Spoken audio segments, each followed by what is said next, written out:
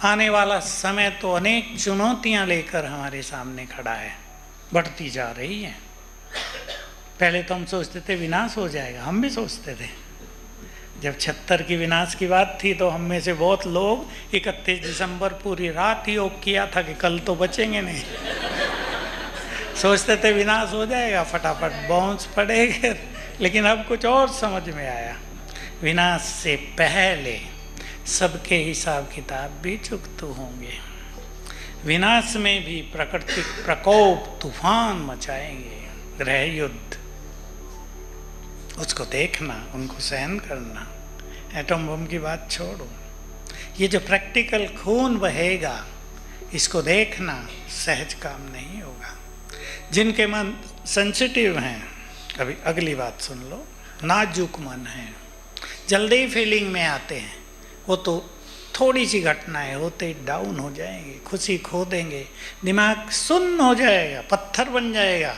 ये स्थिति आएगी बहुतों की। इसलिए साक्षी भाव का अभ्यास बढ़ाना है।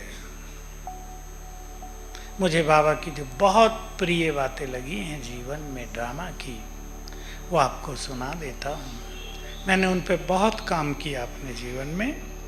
बाबा ने कहा जो कुछ हो रहा है वही सत्य है, वही होना चाहिए। बड़ी गहरी बात, प्रैक्टिकल कहानी सुना देता हूँ। इसी ओल की बात है, 74, दीदी मनमोहिनी की तबीयत खराब हुई, खून की उल्टी हुई। सबने देखा, बड़ा खराब हुआ। अव्यक्त बाबा आए 4 दिन के बाद यहीं। बाबा ने सबसे पूछा, मधुबन वाले ही होते थे, हार्डली 50। सबसे पूछा, दीदी का जो सीन देखा, भगवान के लिए तो कुछ नहीं होता, उसके लिए खून क्या है, उल्टी क्या है, ठीक है निकल गई गंदगी, ओके, ओम शांति, खुश रहो। प्रभु जी को तो ऐसा ही लगता है ना। कहा कैसा लगा? सबने कहा बाबा बड़ा खराब हुआ, जैसे लोग करते हैं।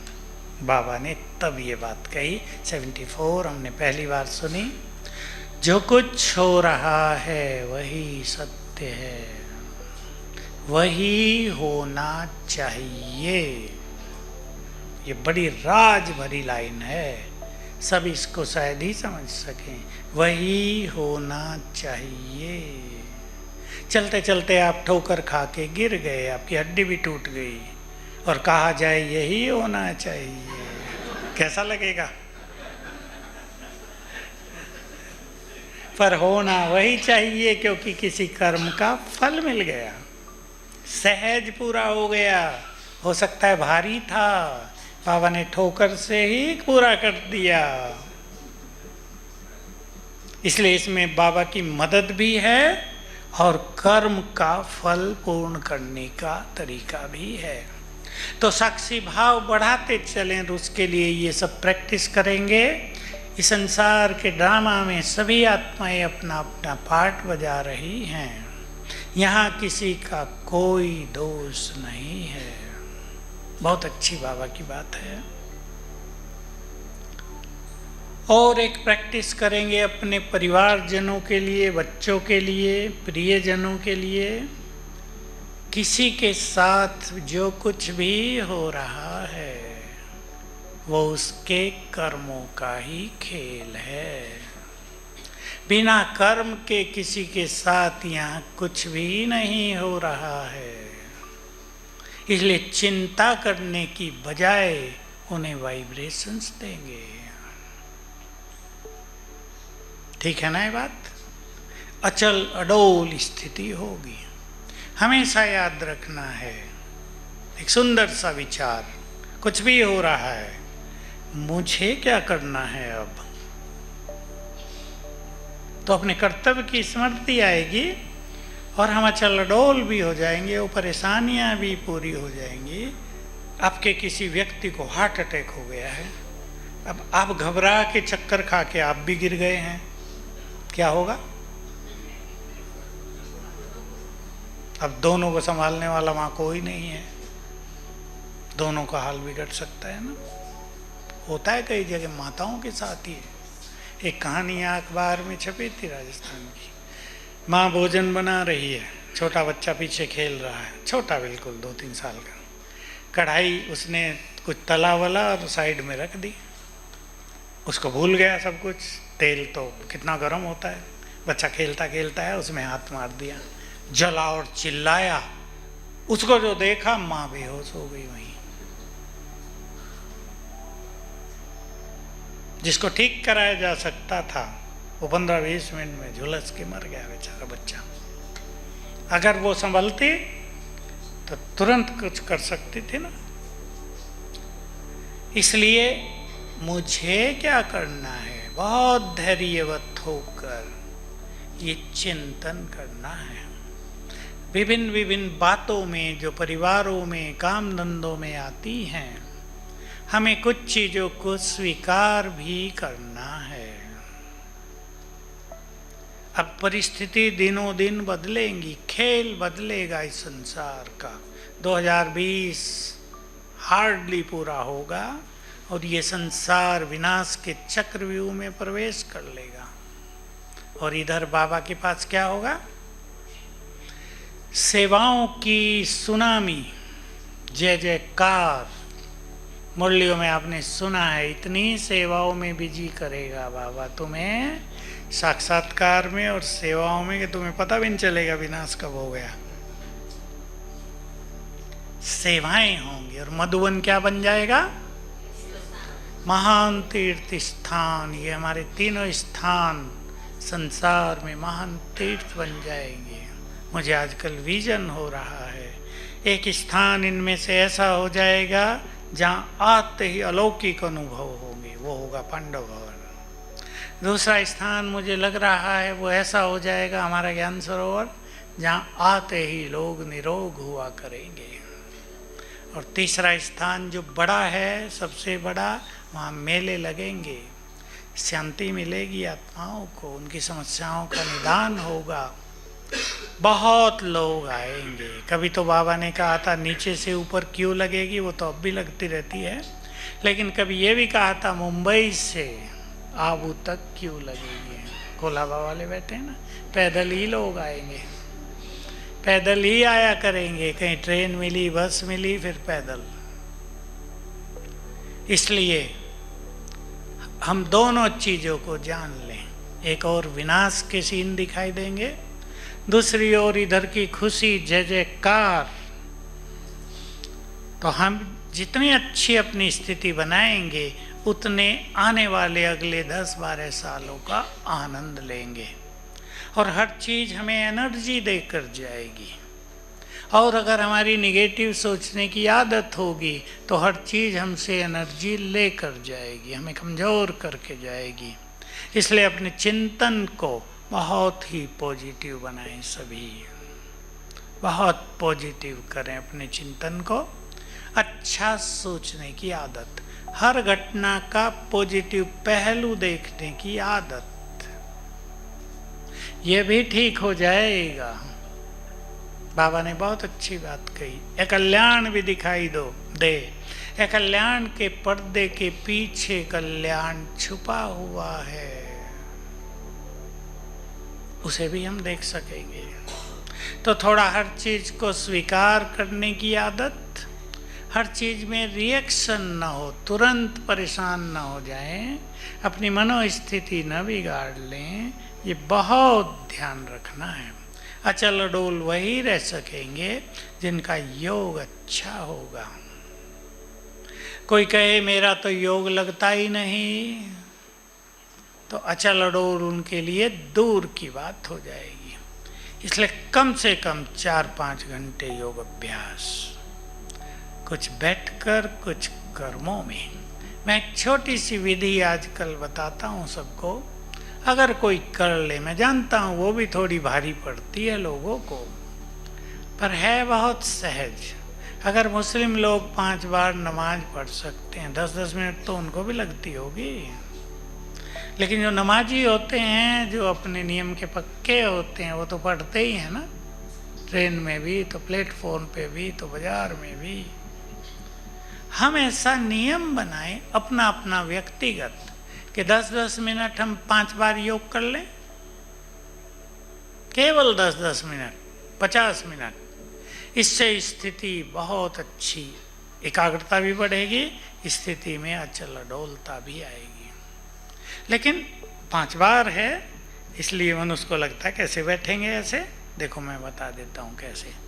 आप सवेरे नहा धो के तैयार हो गए, 10 मिनट निकालो, 10 मिनट बैठकर मुझे ये अभ्यास करना, अभ्यास भी फिक्स करो। ये नहीं योग करना बैठना है, उससे नहीं काम चलेगा, मुझे ये करना है। अगर आपके पास टाइम है, भाई लोगों को काम पर जाना है, तो नाश्ता करने से पहले या उसके बाद में 10 मिनट बैठ जाओ, काम पर जाने से पहले। बहनें सब काम का निपटा के अपने घर का तब बैठ जाओ, और एक सवेरे बैठ जाओ। 6 के आसपास का टाइम बहुत अच्छा है, दोबारा नाश्ते के बाद।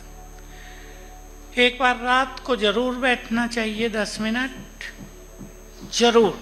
हम सारे दिन का बोझ लेकर न सो जाएं, व्हाट्सएप देखते हुए न सो जाएं, जो बहुतों को आदत पड़ गई है।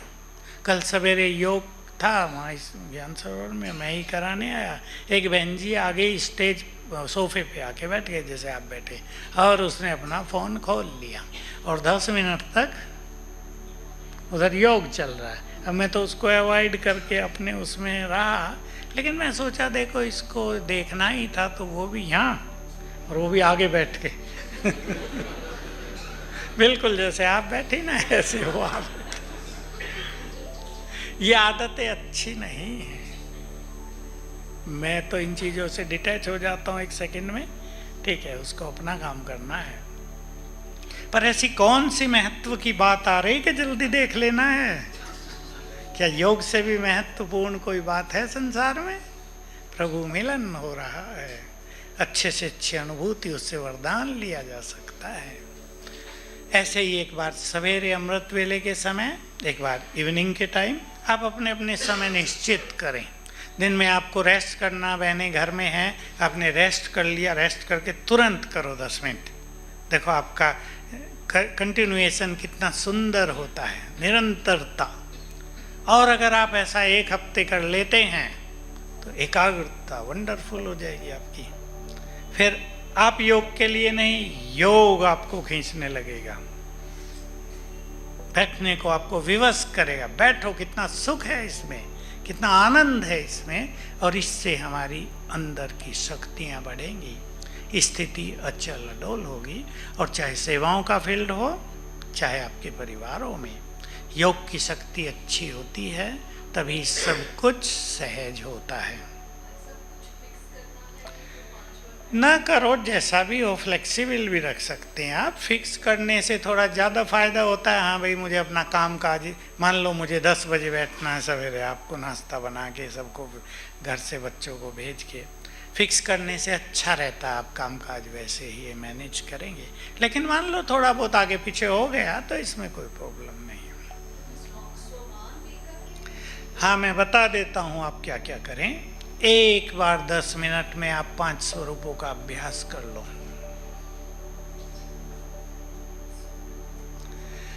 दूसरे 10 मिनट में रूहानी ड्रिल। रूहानी ड्रिल का अर्थ होता है मैं आत्मा, फिर सूक्ष्म वतन में, फिर परम धाम में, फिर वापिस। 5 राउंड ले लो 2-2 मिनट के, मजा आ जाएगा आपको। तीसरे 10 मिनट में सूक्ष्म वतन में, बाबा परम सद्गुरु है, इस संकल्प से दृष्टि लें, वरदानी हाथ सिर पर, तिलक लगाकर बाबा ने वरदान दिया, बाबा ने स्वमान याद दिलाए, बाबा को शुक्रिया करो, उससे बातें करो, मन के कोई बोझ हो वो सुना दो, मन में कोई बात भारी कर रही हो वो सुना दो। इस सूक्ष्म वतन का अनुभव बहुत अच्छा रहेगा। चौथा, एक बहुत पावरफुल योग की प्रैक्टिस है, बाबा से शांति की किरणें आ रही हैं। 1-1 मिनट भी कर सकते हैं आप। दूसरे मिनट में पवित्रता की किरणें आ रही हैं। तीसरे मिनट में शक्तियों की किरणें आ रही हैं। फिर रिपीट कर लो, 3 बार करेंगे, 10 मिनट हो जाएगा। मजा आएगा। आप सोचेंगे 1 में 5 मिनट ही कर लूँ, मन इधर उधर भटक गया तो रस खत्म हो जाएगा। 1 मिनट टर्न करो। 5वां, संसार को सकाश देना। बहुत मजा आएगा। कभी कल्प वृक्ष की जड़ों में बैठकर, कभी ग्लोब पर बैठकर, और कभी सिंपल घूमते हुए मैं लाइट हाउस माइट हाउस फरिश्ता हूँ या बैठकर बाबा से किरणें आ रही हैं, संसार में फैल रही हैं। ऐसे एक सिंपल प्लानिंग के बदल सकते हैं आप इसे। सिंपल प्लानिंग के साथ आप योग करेंगे।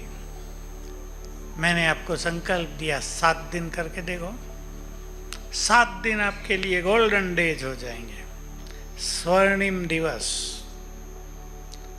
और कभी आपसे मिस हो जाए तो नो प्रॉब्लम, इसको नाजुक रूप से नहीं लेना है कि हाय मिस हो गया। 4 बार हुआ, सुंदर, अगली बार ज़्यादा कर लो। 50 मिनट की बजाय 1 घंटा कर लो।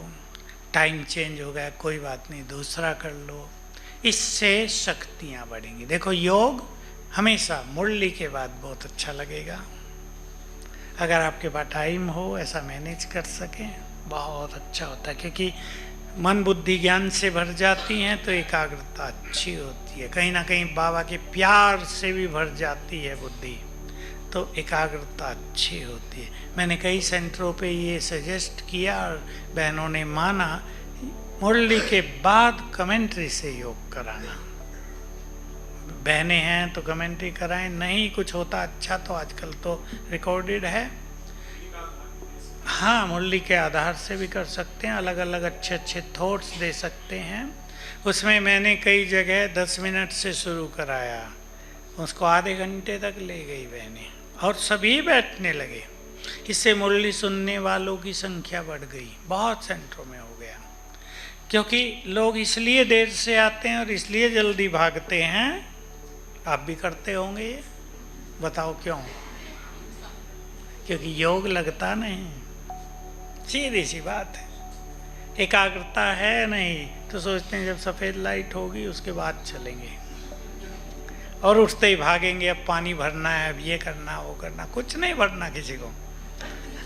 योग का रस मिल जाए तो पानी आपे भर जाएगा उधर। आप अनुभव करके देखो, योग से बड़ी शक्ति चारों युगों में कोई नहीं होती। अभी तो पता कम चल रहा है ना, जय जयकार हो। पता चलेगा जो योगी हैं उनमें कितनी शक्ति है, जिन्होंने प्योरिटी अपनाई उनमें कितनी शक्ति है। जो 4 घंटे भी योग करते हैं वो शक्तिशाली हैं। अनुभव होगा लोगों को। किसी के मस्तक से लाइट निकलेगी, किसी की आंखों से लाइट निकलेगी, किसी के चारों ओर पावरफुल ऑरा दिखाई देगा। अलग अलग अनुभव होते रहेंगे। तो योग जरूर बहुत अच्छा करना है। स्वीकार है? या यहाँ अच्छा लग रहा है, घर जाते ही तो बातें ही अलग हैं बातें अलग, इसमें कोई संदेह नहीं। वो आपका दोष नहीं है, कुछ बातें हैं और बहुत हैं। लेकिन बातों पर हम भारी पड़ जाएं तो बातों में कोई दम नहीं रह जाएगा। आप ऐसी प्लानिंग कर लो पुरुषार्थ की, आप देखेंगे बातों पर आप भारी पड़ जाएंगे और आपको ये अनुभव होगा। ध्यान से सुन लेंगे। योग ऐसे करने से आपकी कार्य शक्ति बढ़ गई है। भोजन बनाने में अगर आपको 1 घंटा लगता था, 50 मिनट लगते हैं, अब 40 लगने लगे। 40 तक आप आ सकेंगे। उलझने खत्म हो जाएंगे, क्योंकि मनुष्य का बहुत समय उलझनों में जाता है। किचन में काम कर रहे, सीटी खो गई कुकर की, उलझन है ना। एक ढूंढ रहे, मन भी बेकार हो रहा, परेशान भी हो रहे। अगर योग अच्छा होगा तो खोएगी नहीं, आपको ये अनुभव होगा। नहीं तो ऐसा भी होता है, माचिस हाथ में है और माचिस ढूंढते रहते हैं। मन नेगेटिव होता है तो ये बहुत होता है। इसलिए ये दूसरी धारणा करेंगे कि हमें शक्तिशाली बनना है, अचल अडोल होने के लिए। तो निगेटिव नहीं। जितने पॉजिटिव होंगे उतना बहुत अच्छा अनुभव होगा। ये बात भी मैं सबको खूब सुनाता हूँ, चाहे किसी ने 100 बार सुनी हो, 101वीं बार फिर सुने।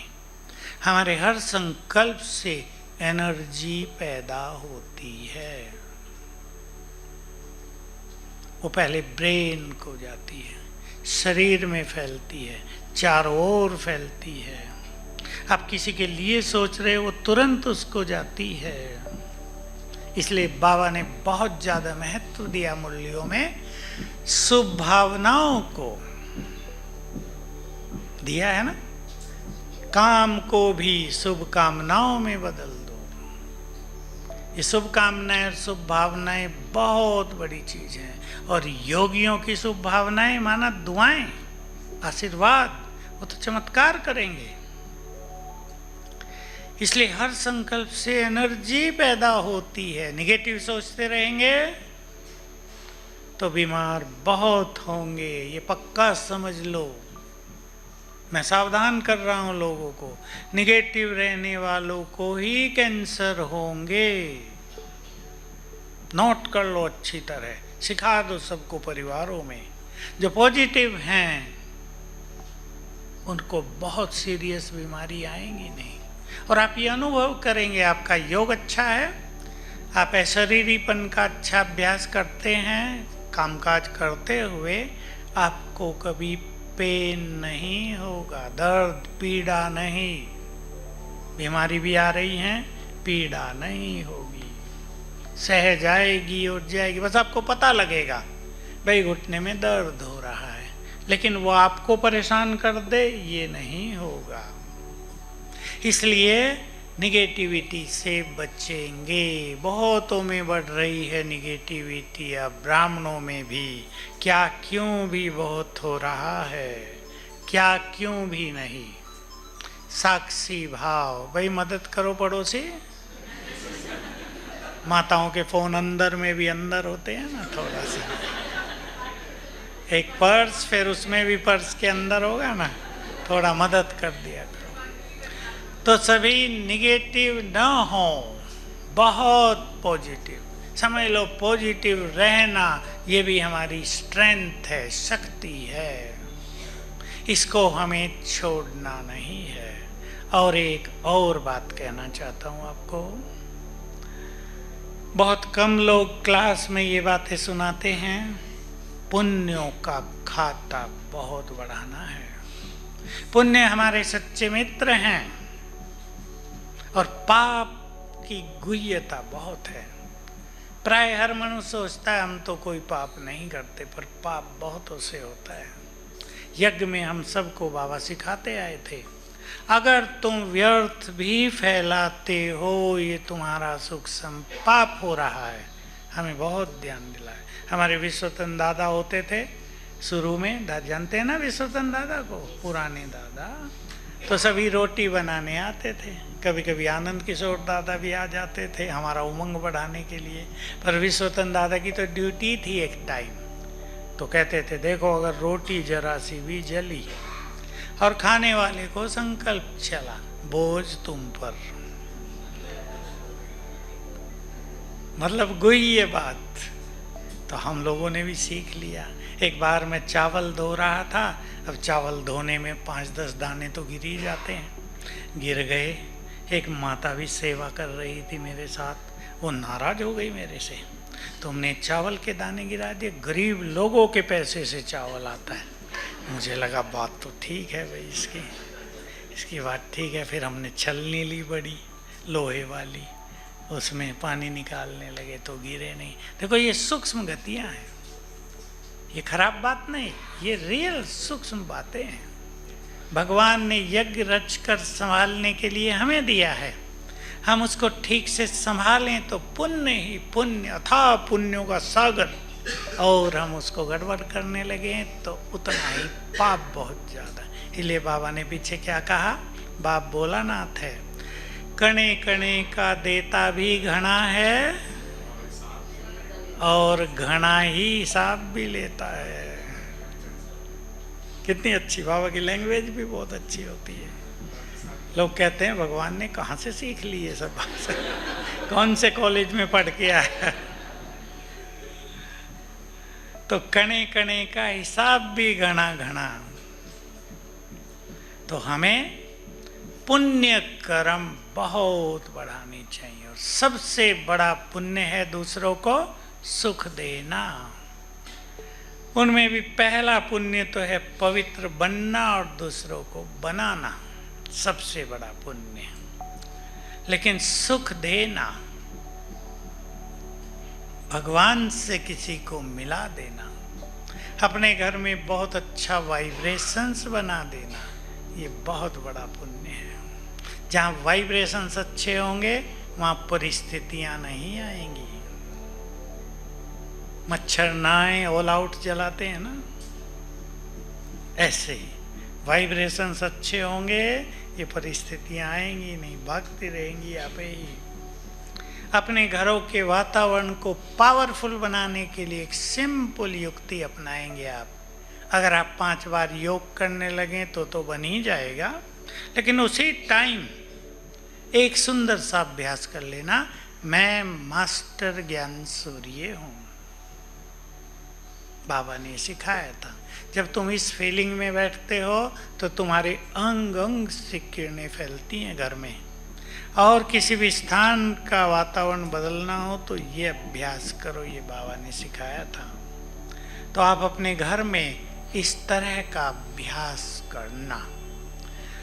लक्ष्य इम्पोर्टेंट होता है, मैंने शुरू यहीं से किया था। मुझे स्थिति नहीं बिगाड़नी है, मुझे अचल अडोल रहना ही है, ये बहुत पक्का कर दें। और हमारी स्थिति बहुत सुंदर होती है किस अभ्यास से? स्वमान से। आपको योग का भी सुख लेना है और अपने को बहुत पावरफुल बनाना है। पावरफुल के साथ मैं एक शब्द और बोलता हूँ, प्रभावशाली बनाना है। आपके बोल में भी प्रभाव हो, आपके वाइब्रेशंस भी चारों ओर फैलते रहें खुद ही, तो स्वमान की प्रैक्टिस करेंगे। जिसको बाबा कहते हैं स्वमान की सीट पर बैठो। मैं आपको स्वमान तो बहुत बताए जा सकते हैं, पर 5 बता रहा हूं।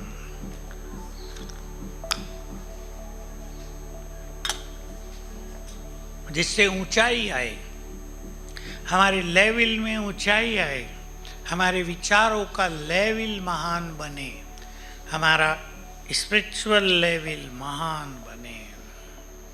पहला स्वमान जो हमें बहुत ऊंचा बनाता है, मैं एक महान आत्मा हूँ। गुड फीलिंग, केवल रटना नहीं, बहुत गुड फीलिंग, मैं महान हूँ। आप इस तरह सोचा करें, मैं इस घर में एक महान आत्मा हूँ। अपने घर, मैं इस घर में एक महान आत्मा हूँ। आपने सुना होगा, जिनको नींद नहीं आती हम ये लिखवाते हैं रात को 108 बार।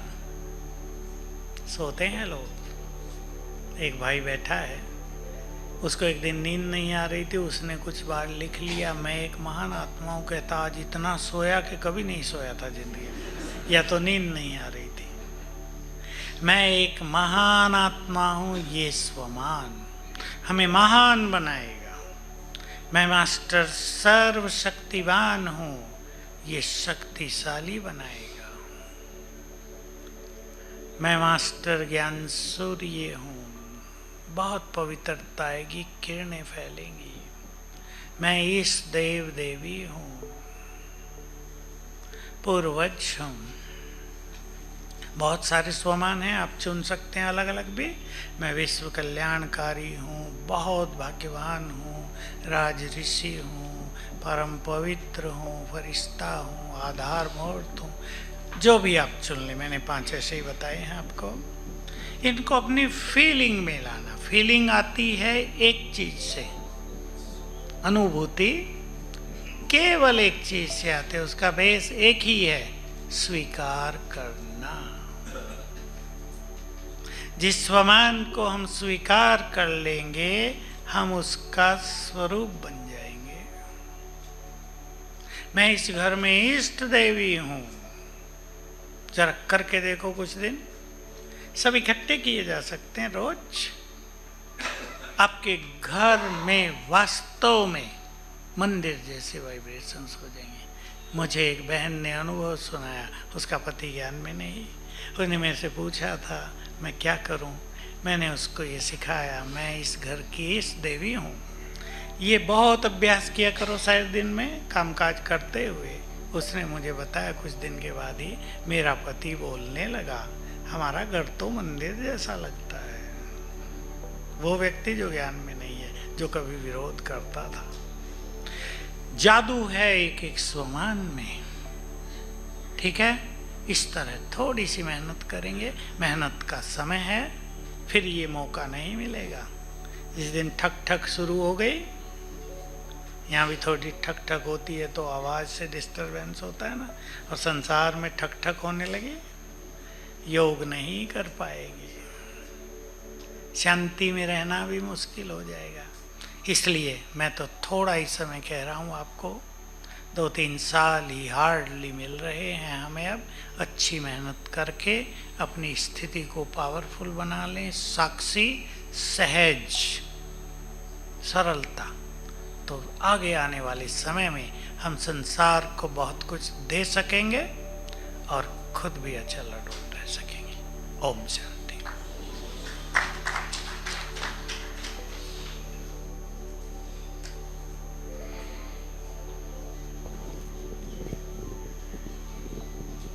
मेरे ख्याल से किसी का अब कोई प्रश्न नहीं होगा, है ना?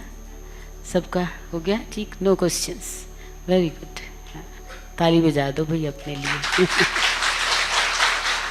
और भाई साहब के लिए तो है ही, बाबा के लिए भी है ही। किसी ने मेरे से पूछा था एक बार, भाई साहब, कि हमारे घर का वास्तु ठीक नहीं है, तो आपके सूरज भाई क्या कहते हैं?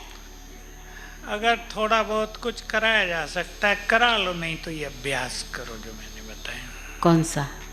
योग और स्वमान। अच्छा, यही स्वमान। हाँ, मास्टर ज्ञान सूर्य में बहुत ताकत है, पर कभी कभी ऐसा होता है, मान लो आंधी चल रही है और हमारा दरवाज़ा ऐसा ही है कि सारी धूल आएगी, तो दरवाजे को बंद कर देना चाहिए। यही वास्तु है।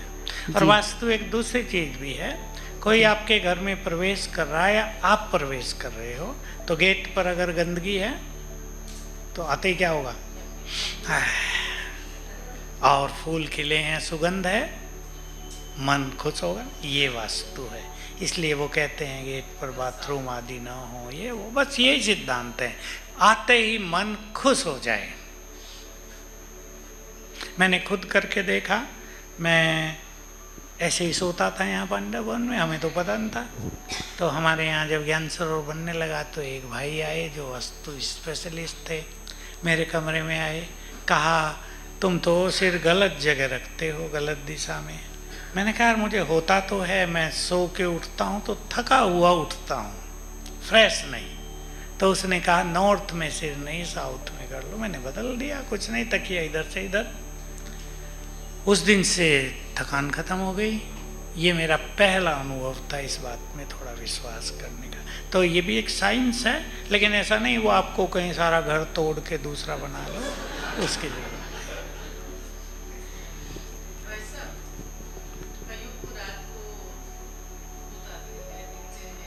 बहुत आते हैं। दरवाज़ा खोल के रखा होगा है, क्योंकि ये समस्या बहुत बढ़ती जा रही है। हाँ, मेरे पास तो रोज ही 2-3 केस आते हैं, इसलिए मैंने जो मैं सिखाता हूँ वो छपा के रख लिया है। एक एक से दिमाग मारना पड़ता था, लो भाई ये कर लेना। रात को दिखते हैं तो सोने से पहले 21 बार मैं मास्टर सर्वशक्तिवान हूँ ये याद करके सो, घर में पानी चार्ज करके छिड़क दो, भूत भाग जाएंगे। मैंने एक विधि और कराई है, नहीं अभी, कि घर का मेन गेट जहाँ भी है उसके बाहर के हिस्से में शिव बाबा का बड़ा कास्केट जला दो, ठीक। बड़ी लाइट है ना शिव बाबा की? बाबा की लाइट, यहाँ होगी बाबा ना? की लाइट, यहाँ है क्या? बाबा की लाइट लगा दो, कास्केट मिलता है ना बड़ा। हाँ, मैंने ये एक्सपेरिमेंट, हाँ मैंने 6 मास पहले ही बताया था ना, आपके वहाँ बताया था। हाँ नहीं, आपके यहीं जोन में एक, यहीं हमारे पास ही नज़दीक 50 किलोमीटर पे एक बहन है, उसका जो घर किराए पे ही था सेंटर, उसमें बहुत ये सब था, सेवा बढ़ती नहीं थी। तो मैंने एक्सपेरिमेंट कराया कि बाबा का चित्र लगा के देखो मेन गेट पे। बड़ा चित्र था, बाबा की बड़ी लाइट 1 फुट से भी बड़ी, टूट के गिर गई। जोर से आवाज़ हुई, रात को वो जगी, बाहर देखा क्या हुआ, गिर गया। फिर मेरे से पूछा, मैंने कहा दूसरी लगा दो, वो भी टूट के गिरी। तीसरी लगा दो, वो भी टूट के गिरी। फिर मैं सोचा अब क्या करूँ इस शिव बाबा के लिए तो मुझे एक आइडिया आया, है तो चित्र ही ना, वो शिव बाबा थोड़ा ही है। तो मैंने कहा इसको दृष्टि देकर 21 बार मैं मास्टर सर्व शक्तिवान हूँ ये अभ्यास करके लगा दूँ, बस सफल हो गया। तो बहुत ये मैं ऐसे करता रहता हूँ तो अनुभव आते रहते हैं।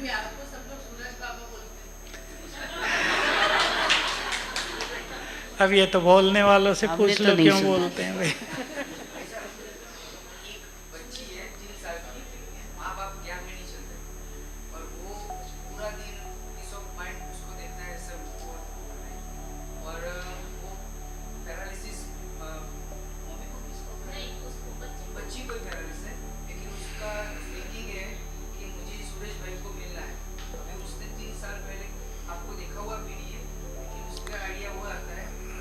उसके ब्रेन को एनर्जी देना सिखा दो कोई, दिन में 3 बार 10-10 मिनट।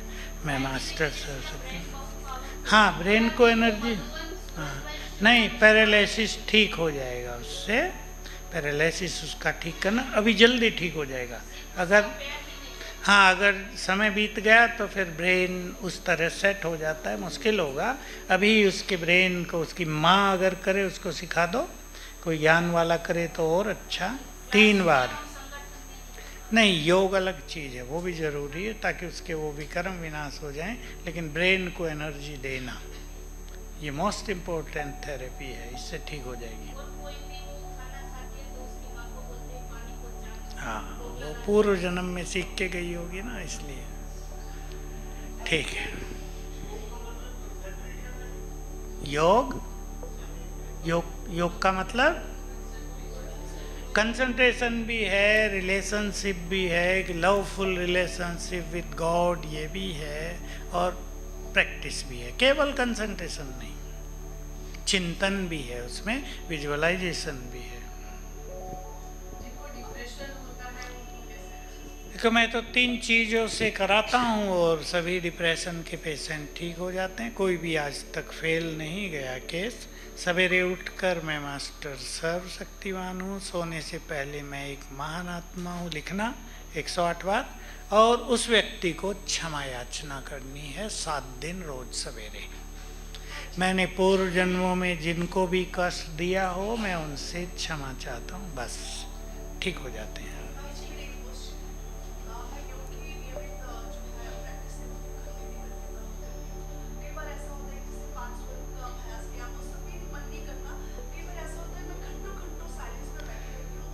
तब एक अव्यक्त मुरली पढ़ लिया करो, क्योंकि ब्रेन को एक्टिवेट करना जरूरी।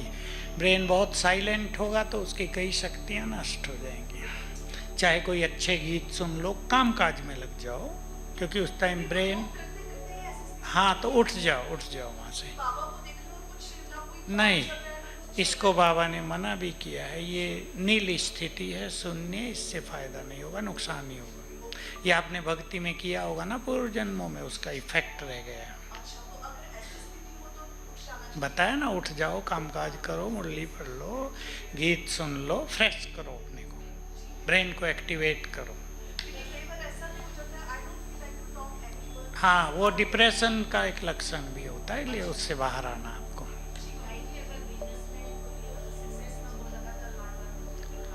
विघ्न विनाशक भट्टी कर दो 21 दिन। मैं मास्टर सर्व शक्तिवान हूँ, विघ्न विनाशक विश्वमान से योग ठीक हो जाते हैं। उस टाइम उनको ना बिजनेस बढ़ाना चाहिए ना नया शुरू करना चाहिए, उसमें विघ्न आएंगे। इसलिए उसको वहीं बंद करके 21 दिन अपने को टाइम दे दो ठीक करने के लिए। भूतों के, अरे भूतों की चर्चा अभी क्यों करते हैं?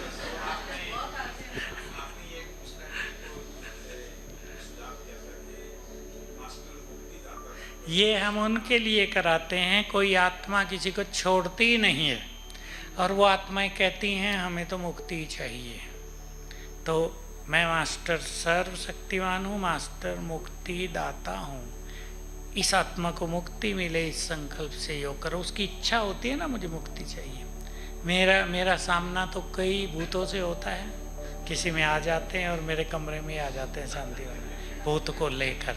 मैं उनसे अच्छी बात करता हूँ, उन्हें कन्विंस कर देता हूँ, निकलने के लिए तैयार करा देता हूँ, कुछ सिखा देता हूँ। मेरा बाबा, मैं ये मंत्र देता हूँ भूतों को मेरा बाबा, मैं कहा रटते रहो, तुम्हें बाबा के पास पहुँच जाओगे, तुम्हारी मुक्ति हो जाएगी। खुश हो जाते हैं, मुझे डर वर नहीं लगता। कहीं तो इतने गर्म होके आते हैं, हिला दें सारी दुनिया को ऐसे।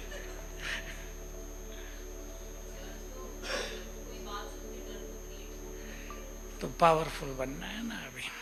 चलो अच्छा, ओम शांति।